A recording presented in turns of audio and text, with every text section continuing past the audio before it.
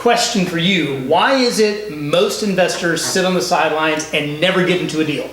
Yes, I think the answer is FUD, F-U-D, which stands for fear, uncertainty, and doubt. Fear. The number one reason an investor will sit on the sideline is fear, because they'll say, Kirk, Mike, if you'll remember, in 2009, there was a real estate crash. Maybe even that investor lost their own mortgage, right? So if you take a look at that period of time, and that is a legitimate fear, but the question is it a founded fear? If you look back into 2009 and you look at all multifamily apartments, less than 0.5% of those apartments foreclosed, okay? And we're talking about all types of apartments, A class, B class, C class, nationwide. Not only that, but that 0.5% was very concentrated into a couple of markets, like Miami, Las Vegas. So by and large, the vast majority of apartment complexes did not foreclose, whereas it was much, much higher for single family homes. That's fear. Uncertainty. Yeah, so the next one, uncertainty. People are uncertain for all kinds of different reasons. They may be uncertain just because they've never invested in a large apartment deal before. They may not be comfortable with who the operators are, who the syndicator is. The antidote for this, the remedy for this, is really just education.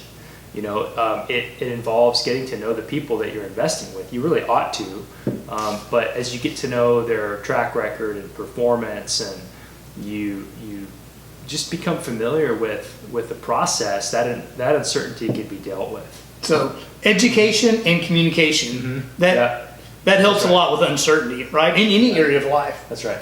So the last category of fear would be doubt, right? So Kirk, Mike, you're telling me that you're targeting between 8 and 10% cash on cash, maybe an annualized returns of between 17, 22%. Man, I don't even see how that's possible. What you need to know is the due diligence that goes into these deals, and the fact that we are very, very conservative. So when we move into a market and we say, look, our current property is renting around $800 a month.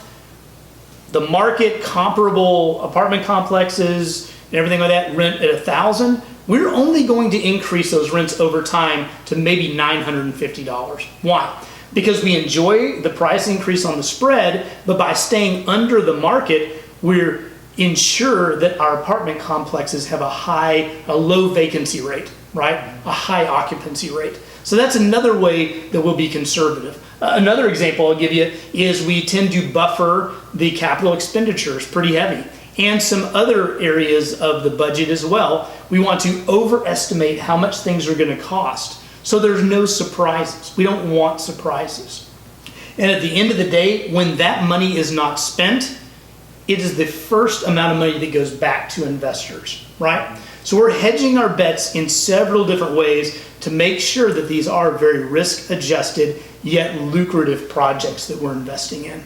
So those are the three things: fear, uncertainty, and doubt that can be easily vanished by communication, a willingness to learn, and diving in and understanding these real estate classes.